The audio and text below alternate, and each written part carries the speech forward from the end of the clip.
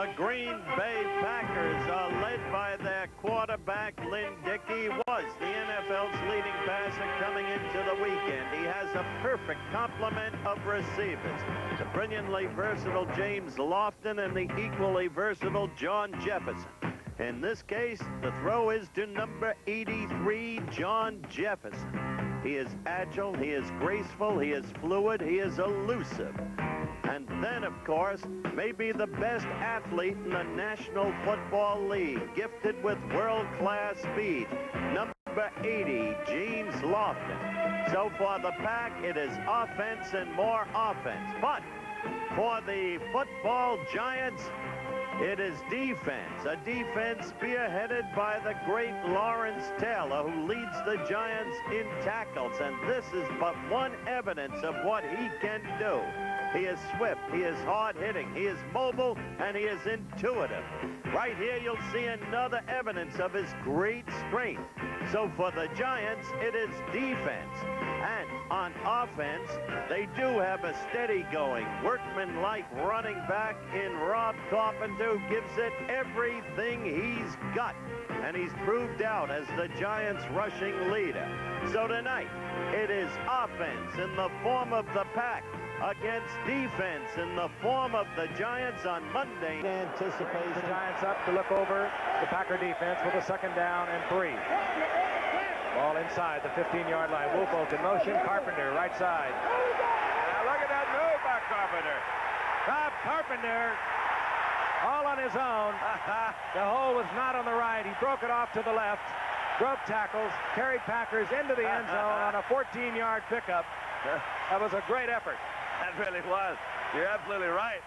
You watch the plays designed to go over here. There's nobody. Wait a minute. Everybody's home. Take it to the outside. Hit it to the barn, Rob. And he breaks the tackle of Maurice Harvey. You gotta love it. And the Packers have taken the, or rather the Giants have taken the lead.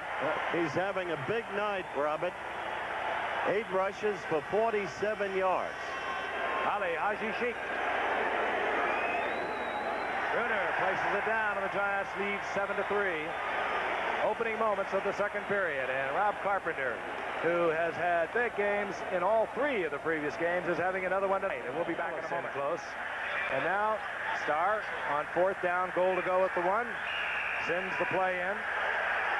Jesse Clark, a rookie from Arkansas, brings it in. That's rather surprising. Rather surprising, too. I saw the defensive players for the Giants turn to the stands and say, come on, give us some help. And then they all stand up, start screaming and yelling, hey, aren't you guys interested? And there are no fans like the Giant football fans.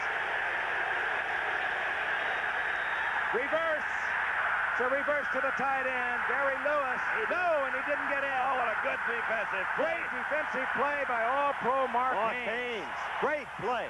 I thought he had it in a walk-in. I think Gary Lewis thought he had it. Mark Haynes took on the 6'6", 238-pound Gary Lewis, held him out of the end zone. We'll watch it again, and a good call by Bart Starr. That's one of your trickies. Right here looks like there's no way, but look at him close. Haynes got him. Oh, that's a good defensive play. Hey, he would never have got him had he gone in low. He just used brute strength.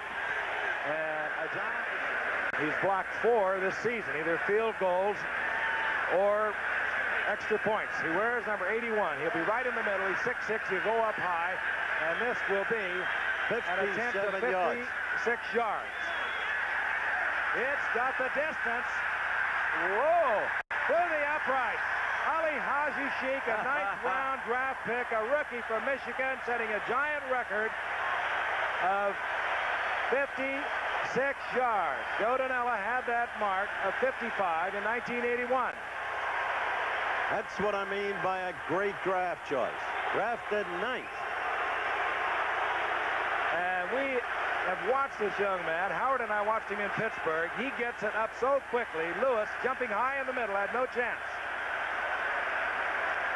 That's a great effort. That really is a great effort. Really, so true. Thing to see, yeah. From the beginning. Watch Lewis. That's what we talked about. He's blocked 12 field goals or conversions in the last 11 games. Now that's remarkable, but Sheikh, as we noted earlier, particularly on the artificial surface, gets it up so quickly, and he also gets the distance on it.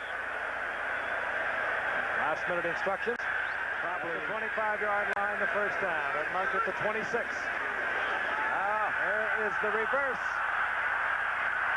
Eddie Lee Ivory, he coughs it up and is picked up on the run. Terry Jackson. That will be 6. No flags down. That's It right, was Lynn. Dickey to Jerry Ellis. He reversed it to Eddie Lee Ivory. He was hammered, and Terry Jackson picked it up, took it in from 34 yards out. Big, big night for the Giants, and one can hardly see against this Giants defense. The Packers playing catch-up the way they did almost a year ago to this night, the last game before the strike. And give Bill Parcells all the credit in the world, Frank. Without Carson, he's showing them all kinds of defenses. And I think it is really distracting. One thing, when you get behind the Giants, you're going to have a hard time making it up. They have a superb defensive team. They're well coordinated. And that, again, is Bill Parcells' forte. He is the man who has his nose, even though he's the head coach, in all the defensive efforts. Chris Foot to the snap. Brunner gets it down. Ali Haji-Sheikh through the uprights, and the Giants extend their lead over the Pack in the early moments here in the third quarter. Let's watch it again. It'll go first to Ellis. The reverse to Eddie Lee Ivory. Lawrence Taylor almost got him right back there. Eddie Lee makes the move over Dickey. He just was smashed by about 3 of them. You see that ball come jumping out there in pretty good shape. Brian Kelley was one of them, but right on the spot, Terry Jackson. And a cornerback's dream. The ball loose in the open field. And there he is, Terry Jackson, longtime starter and a fine cornerback. He gets the touchdown. The Giants lead 17-3. The Pack has fumbled the ball the last 3 times they've got their hands on it. And Dickey once again deep in his own territory at the 11-yard line. Different offensive look. 2 tight end look there. He'll pass this way for a while, he says. Uh-oh. Dickey looking for Jefferson. Beasley Reese. And the Packers have turned it over again. And Beasley Reese picks it off at midfield, brings it back to the 37-yard line. Amazing. Unbelievably inept. However, that's the way it is for the Pack tonight.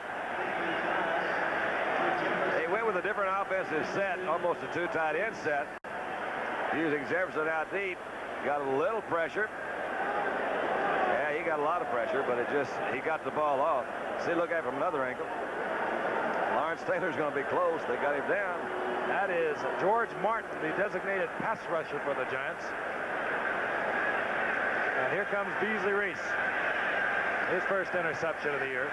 Incidentally, Frank, I think a moment ago I mistakenly said Junior Miller among the suspended players. I meant E.J. Junior, of course. We'll be back in a moment. Gray goes left, missed the right, and Rob Carpenter has 97 yards. They've been tough yards tonight. Brunner fires and is complete.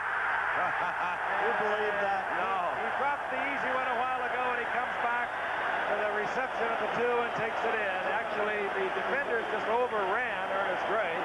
He pulled up with his eye on the ball and takes it in. You got to look at that again. I don't blame you, Vaughn, if you're disgusted. There were 3 defenders right there. Yeah, he threw that one behind him, and he Ridiculous. happened to be looking, which is what he's supposed to do. But you see McCoy, 29's right there. He's got him pretty well covered. He said, wait a minute. 2 defenders. Just when McCoy looked back for the ball was when Gray pulled up. McCoy ran right by it. 6 points, Giants. And the third one in the end zone, and that was some tackle on Gray, wasn't it? Ridiculous. Sheik drills it through the uprights. And the Giants continue to roll. There's Earnest Gray. He had that great season a few years ago with 52 receptions. But as we mentioned earlier, he sometimes drops the one that looks so easy. But this is one when you got to feel you really got away with something here, because the ball was not really thrown where, if he had thrown it where he should have thrown it, he'd had all those defensive guys could knock the thing around. So he throws it right in the middle. Actually, there were 4 Green Bay men. It's ridiculous. But he really did have double coverage all the way on it.